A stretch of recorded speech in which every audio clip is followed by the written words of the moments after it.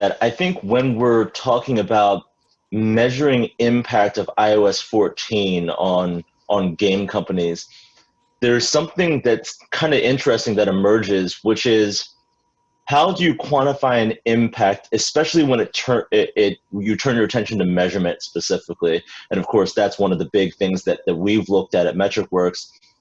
When you're looking at measurement, a lot of times people don't take the time to quantify the impact of measurement at all, right? I think over the last 10 plus years, measurement attribution specifically is kind of what we've used, last touch model specifically. We kind of look at it as within the gaming industry, like this is just a necessary piece within my overall budget. I'm not going to take the time to quantify the ROI of a measurement solution. Now you want to, of course, negotiate the best price you can for your company, but overall, it's looked at as just a necessity. You have to have tracking, you have to have attribution. So then when something like iOS 14 comes into play, a lot of people are kind of unprepared to figure out, okay, what is the measurement specific quantified impact of this change? I don't even know what my impact or what my ROI or cost benefit analysis was of buying a measurement solution in the first place. How do I understand what the change is? So I think it's caught a lot of people off guard. And as I think about it, it's a really interesting question, because what you're asking yourself is, what is the actual cost of performing marketing activities while you're using incomplete or even potentially incorrect measurement data? And that's a tough question to answer, because when it all boils down, iOS 14, the privacy update specifically, that's really what the impact is going to be. It's going to come down to incomplete and potentially even inaccurate data that you'll be, conducting your marketing activities based on.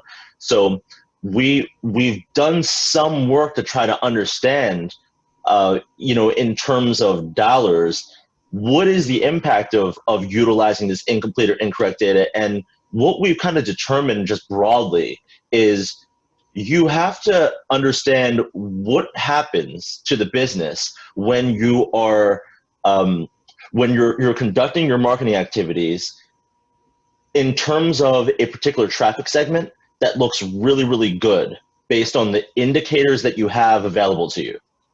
And in this new SK ad network world, that might not be correct, and it's certainly going to be incomplete at least. But if the only signal that you have is telling you that this particular traffic segment looks great, you're likely to increase your bids, increase your budgets for that particular segment. And that, based on some other more holistic, let's say, or comprehensive model, maybe isn't good. So when you're talking about quantifying impact, I think you have to look at what are the signals that you have available to you from a measurement standpoint. And if those signals are wrong, there's kind of two directions they can be wrong, right? They can be telling you that something is good when it's not, or they can be telling you something's bad when it's not, when it's actually good. And in the former case, if it's telling you your only signals available to you, these flawed signals are telling you something is good when it's not, that increase in budget and bid, that is the likely reaction to those measurement signals, is going to essentially be inefficient ad spend, essentially.